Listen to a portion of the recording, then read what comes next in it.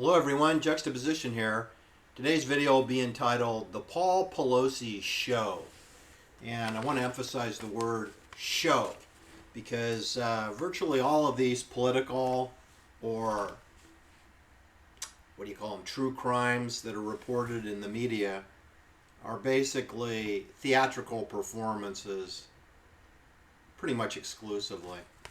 And my supposition is that Paul Pelosi was a private banker, and I believe he worked for the clandestine services, and I believe that he took over from Enos Mejia once Abigail Folger was bayoneted 28 times to death by NATO forces in Benedict Canyon. That was on October 9th, 1969. And Paul Pelosi and his wife Nancy were living in Presidio Heights, adjacent to the United States Army base and Letterman Hospital and the bioweapons lab, where Paul Tate, Sharon Tate's father, lived in officer housing. And the murder of Abigail Folger, age 25, undoubtedly disabled the 62-year-old Enos Mejia, State Department clearance, clandestine service paymaster for the Haight-Ashbury Project, HAP, also the Amphetamines Research Project, ARP, and the dozens of other projects that were going on in close proximity in Haight-Ashbury and in CIA San Francisco. And it's hard to know where it's fiction and where it's nonfiction. So we're just going to have some fun with the show. I'm going to post below a 30-minute film that was produced by the BBC, British Broadcasting Corporation, in 1968, January 1968, featuring Donald Pleasance. And it's entitled Newsbenders. And in this 30-minute what I believe is a documentary, Donald Pleasance is attempting to recruit a new newsbender executive to help him plan the news 5 years in advance.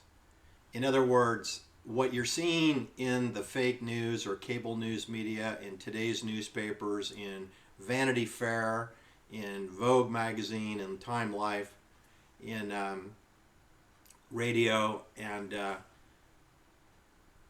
social media, was planned 5 years ago, if Newsbenders is accurate.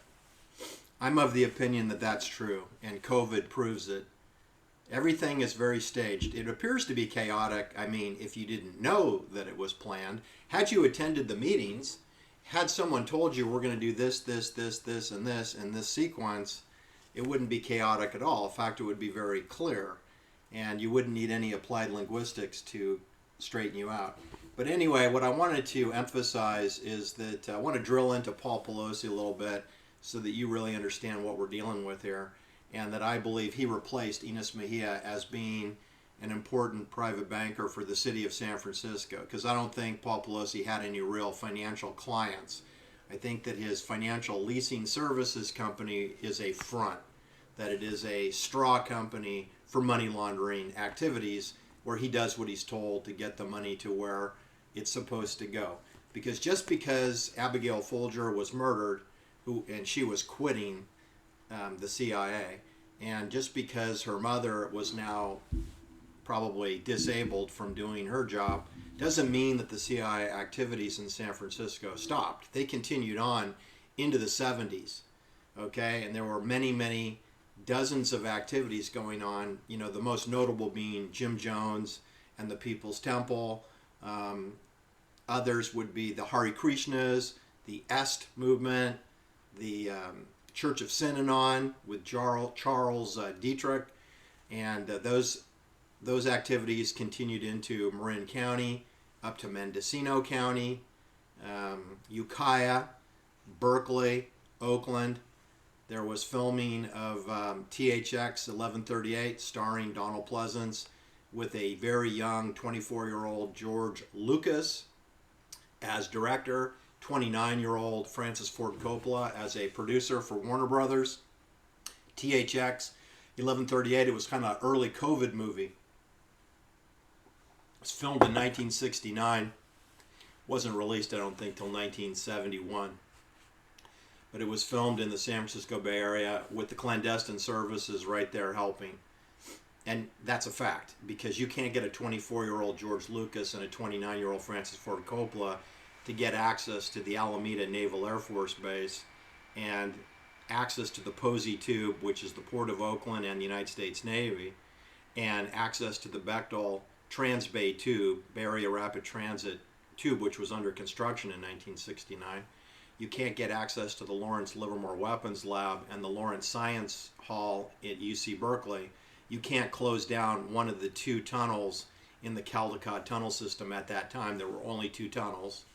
I believe there's four now, but there were two in 1969, and George Lucas got to film in one of those tunnels that was closed for his benefit. So that could not possibly happen unless a high security organization allowed that. George Lucas took time out to film the Rolling Stones on stage when Meredith Hunter was bayoneted to death, right? Allegedly by Alan Pissarro, who was a 21-year-old Hell's Angel, allegedly. And then he's represented by CIA attorney who lives in Pacific Heights, Melvin Belli, right? And he gets acquitted. He's acquitted of murder. So there was never a conviction for killing the 18-year-old Meredith Hunter. Anyway, what I'm trying to tell you is that those are clandestine service activities. The free concert at Altamont, the murder of Meredith Hunter, the acquittal of Alan Pissarro, the involvement of Melvin Belli, who is a neighbor of Paul Pelosi, who is a neighbor of Enos Mejia, who is a neighbor of Diane Goldman Feinstein. Right? Right. All right, so I think a lot of folks are unaware that Paul Pelosi has had more than his share of car crashes, because of course this has all been scrubbed from his Wikipedia page. So let's talk about what is not discussed about Paul Pelosi. He attended Jesuit High School, St. Ignatius, basically in Haight-Ashbury, adjacent to University of San Francisco. And you should know that when he was 16 years old, his daddy must have bought him a sports car. His daddy was a drug wholesaler. Now, that's code for his father was in the drug business, okay? So that makes sense. Paul Francis Pelosi Sr. was born on tax filing day, April 15th, 1940. Makes it pretty easy to keep track of his age. Anyway, he supposedly operates Financial Leasing Services Incorporated, a San Francisco-based real estate and venture capital investment and consulting firm. And he was a part owner of the Sacramento Mountain Lions, the United Football League, and he's married to Nancy Pelosi, whose real name is D'Alessandro, with an Italian father who came from Italy, from port facilities in Italy. Port facilities. Nancy Pelosi's father was a United States congressman from Maryland. Anyway, Paul Pelosi is the youngest of three brothers. His father is John Pelosi, a wholesale pharmacist. Now that makes sense because the clandestine services is all over the drug business. He attended St. Ignatius High School. However, when he was 16 years old, he took his older brother, David, on a speed run tack drive down to the Crystal Springs Reservoir in San Mateo County on Skyline Boulevard, whereupon he flipped the car, killing his brother, David. Now, normally that would be a felony manslaughter. However, Paul Francis Pelosi, age 16, was not charged with any crime whatsoever. It was just an accident. And they blamed the death of David on a neck brace, which it's unclear to me that David had a neck brace. The media said it was from a swimming accident. I'm not exactly sure what kind of swimming accident you would need to wear a neck brace unless you're diving into the pool in the shallow end. Anyway, no harm, no foul for Paul Pelosi. Lost his older brother David, but he continued on. I think it was decided that he should transfer away from San Francisco so that the other boys won't tease him at St. Ignatius High School. So he was transferred to Pennsylvania, where he attended the Malvern Preparatory School, which is also a Catholic all-boys academy.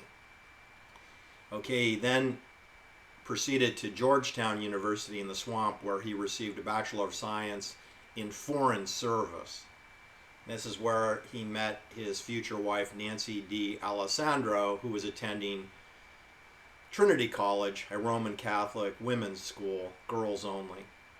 Then Nancy and Paul went to Manhattan, New York, and he earned an MBA from the Stern Business School at NYU, New York University. So he's good to go for finance.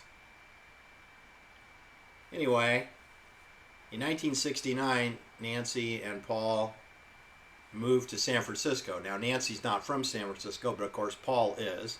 Paul's family is from San Francisco. So they returned and they moved to Presidio Heights, which is a CIA neighborhood adjacent to the Army base.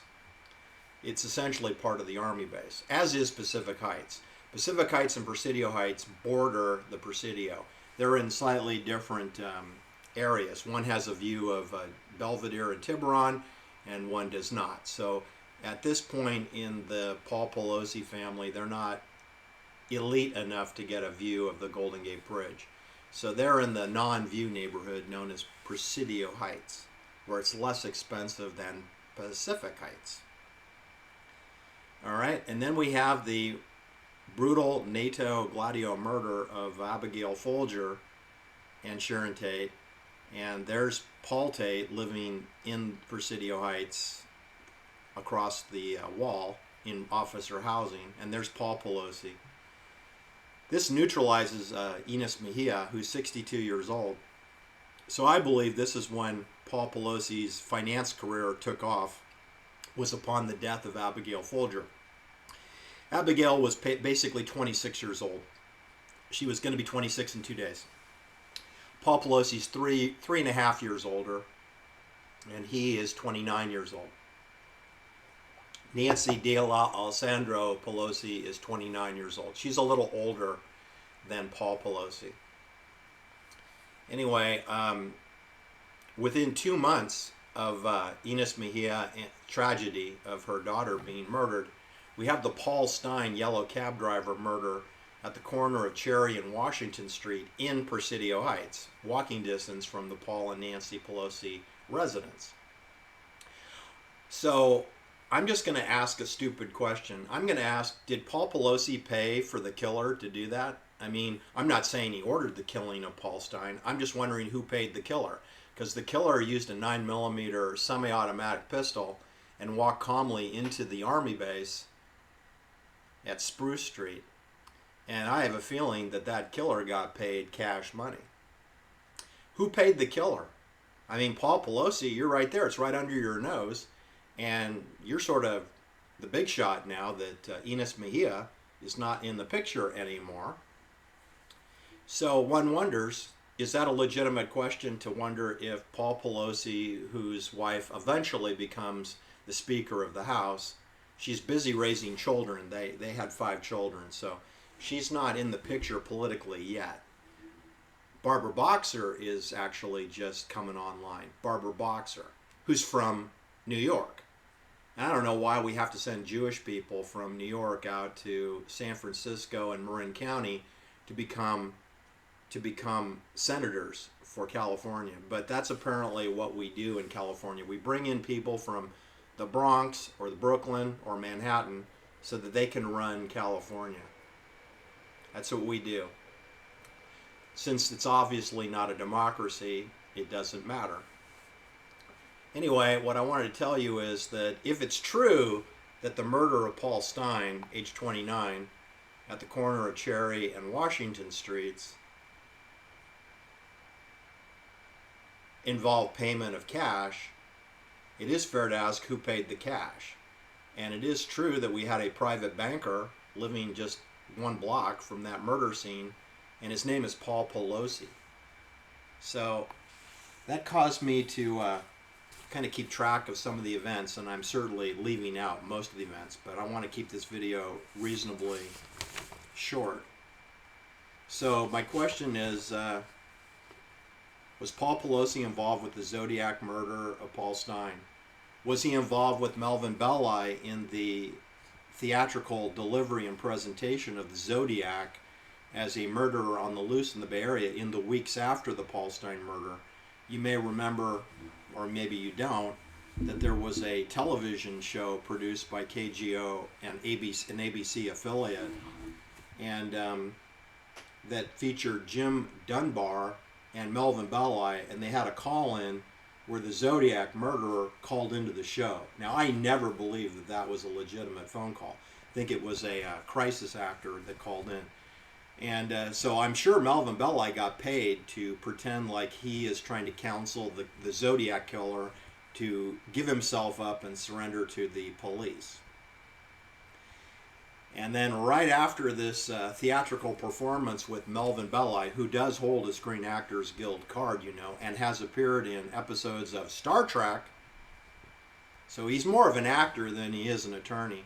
He then defends Alan Pissarro, age 21, of the CIA Hells Angels in the murder of Meredith Curley Hunter, age 18, on December 6, 1969. Meredith Hunter was wearing a Dumb or Dumber tuxedo, if you believe that, to make him an easy target, so you would get the right guy. Someone had to pay Melvin Belli to defend Alan Pissarro, because I'm pretty sure Sonny Barger didn't do it. And I don't think the Hells Angels felt like they should have to pay for the lawyer when they're just following orders. We follow orders or people die. Anyway, Alan Pissarro was acquitted of murdering Meredith Curley Hunter. So good job, Melvin Belli.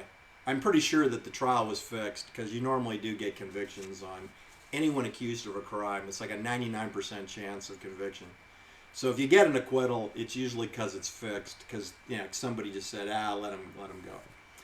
Anyway, then we had Barbara Sue Boxer. We had her husband, Stuart Boxer. We have John Burton. We have Philip Burton. We have Eugene McCarthy. Barbara Boxer did not support Robert Kennedy. She supported Eugene McCarthy. We have the Marin County Board of Supervisors. We have, this is especially disturbing, people. We have Barbara Boxer's daughter married Tony Rodman, who's Hillary Clinton's brother. Anyway, they were married and had 2 children, and then there was some philandering going on. They divorced, and then Tony Rodman ended up dead at age 64 at the Clinton family cabin at Lake Minola, Pennsylvania on June 7th, 2019. No cause of death noted. This is pre-COVID. Because if it was just a few months later, they would have said he died of COVID, right? June 7th, 2019. Hey, was Tony Rodman, the brother of Hillary Clinton, was he murdered? And does he know Barbara Sue Boxer? And does he know Paul Pelosi? I bet he does. I'm sure he does. Okay, then you may remember on February 4th, 1974, we had the Patricia Hearst kidnapping. She's 19 years old. She's kidnapped from her number 4 apartment over off of College Avenue in Berkeley, 1 block from the People's Park. And then it turns out that she goes missing, and we can't find her for the next 2.5 years. We can't find Patricia Hearst, but she's living near Presidio Heights, where Paul Pelosi's living. I'll be specific. Patricia Hearst is living at 1827 Golden Gate Avenue. Google it. Okay. It's halfway between St. Ignatius High School, where Paul Pelosi went to high school, and where he lives in Presidio Heights. Patricia Hearst is like half a mile away from Paul Pelosi. Then she moves, you'll love this, she moves to 1235 Masonic Avenue. That's right, I said Masonic Avenue, which is across the street from the Grateful Dead house and is 300 yards from the Haight-Ashbury Free Medical Clinic. That's what I said. She's 300 yards from the Haight-Ashbury Free Medical Clinic, which is a CIA banking facility. And that's where Patricia Hearst is living for a year and a half. And the FBI cannot find her? Give me a break. Give me a break. They knew where she was the whole time. The Haight-Ashbury Free Medical Clinic, in case you didn't know, is at 558 Clayton Street. You can Google it. You can Google Clayton Street, 558 Clayton, to 1235 Masonic Avenue. You'll see it is 0.2 of a mile, which is 300 yards. So you're telling me that there's a 19-year-old heiress to the William Randolph Hearst fortune, and she's kidnapped and goes missing for over 2 years, and she's living in a CIA neighborhood that is well known. The Process Church is there, the Hare Krishnas are there. You know, this is where Timothy Leary worked, this is where Ken Kesey worked, this is where George Harrison rolled into town, this is where Janis Joplin lived. This is just right there where Patricia Hearst is. This is where Bill Graham has an office. Bill Graham Wolf Gurjanka with his free concerts. This is a hotspot for CIA. This is where Sharon Tate's father worked. This is where Jim Jones got his expense reports reimbursed. So that breeds another question. Did Paul Pelosi reimburse Jim Jones on his expense reports? Because if Enos Mejia isn't doing it, who is? And was Paul Pelosi involved with Harvey Milk, who's another CIA United States Navy officer, well, not officer, but a Navy seaman who was discharged from the Navy under homosexuality, and he's from Long Island, New York. Harvey Milk rolls into town and sets up a camera shop at 575 Castro Street. So I'm just wondering out loud, did Paul Pelosi pay the deposit for 575 Castro Street so that Harvey Milk, a stranger in San Francisco, can roll into town and get an expensive business where it has a loft upstairs, so he lives at his store at 575 Castro Street, which is right there in the gay district near Market Street. So I got Jim Jones, I got Harvey Milk, and they're operating in San Francisco, and they need financial assistance. I wonder if that's what Paul Pelosi might be involved with. You should know that Jack London, who was also in the clandestine services, he lived at 737 Buena Vista Avenue West. Again, that's 300 yards from where Patricia Hearst was living. She's living near the Jack London house. Danielle Steele, remember her? She married Tom Perkins of Kleiner Perkins, the Jewish firm that helped create Google and YouTube and Genentech, along with Sequoia Capital. Danielle Steele, she lives at 2080 Washington Street. That's in close proximity to where the Paul Pelosi fake hammer attack happened. The reason we know it's a fake hammer attack is that Paul Pelosi is not dead. I understand he just attended the Vanity Fair party. Vanity Fair, you know, that's the people that brought you Dominic Dunn. Dominic Dunn, who told you what to believe about the O.J. Simpson trial. He told you that the Menendez boys, Lyle and Eric Menendez, murdered their father. No, they didn't. That's a lie. They did not murder their father. It's a professional killing in a CIA house at 722 North Elm Street. You're not going to have a murder in a CIA house without CIA permission. That's Dominic Dunn.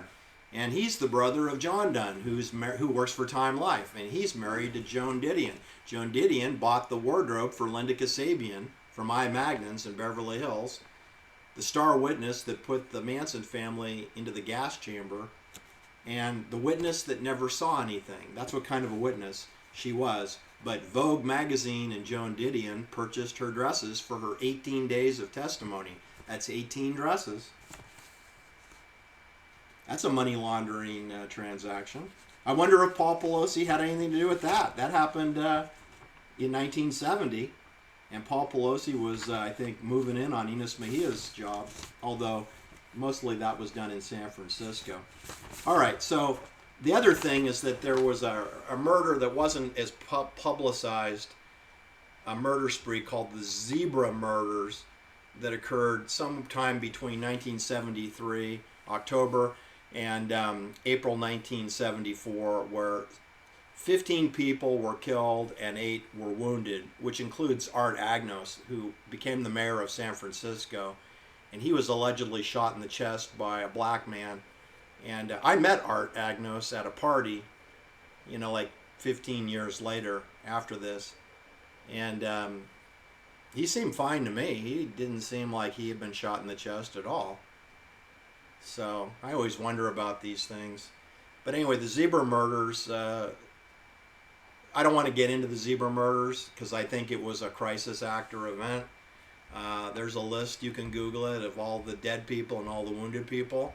But it doesn't sound a whole lot different than the latest murders in Benedict Canyon, where they haven't reported the names of any of the 4 people that were wounded by semi-automatic rifle fire on Ellison Drive.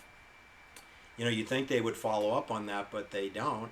So I'm going to call poppycock on things that the media drops.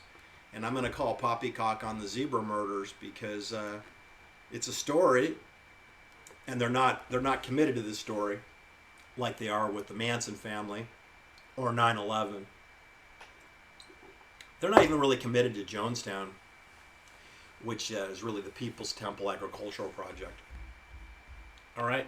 So anyway, that's my point for today, people, is who took over Enos Mejia's job after her daughter, Abigail Folger, was bayoneted 28 times with the M7 bayonet. Let's just take another look at that. Okay, that's double edge. That's 22 millimeters thick, razor sharp, 7 inches long, menacing, attaches to the M16 rifle, which can fire a 22 caliber bullet.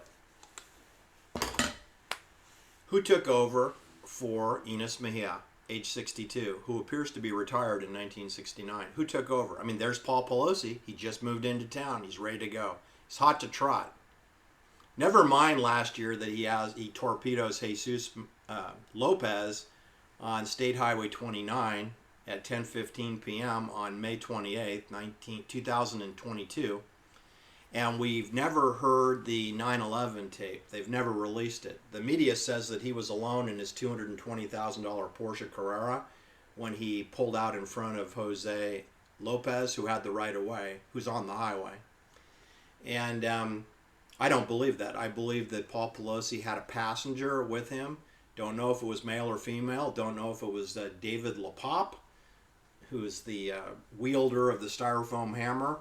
They've scheduled Donald LaPop's federal. He's going to have a federal trial in October 2023. Federal. I don't see what's federal about Broadway in San Francisco, but they're going to charge and try Donald LaPop, the styrofoam hammer attacker. They're going to charge him in federal court and try him in federal court. All right, I'm calling poppycock on this, and I believe these stories were planned years ago. That's my supposition. I'm sticking with it until proven otherwise. Thanks for listening. Have a great day. Please share my videos because I am definitely shadow banned. Take care. Bye-bye.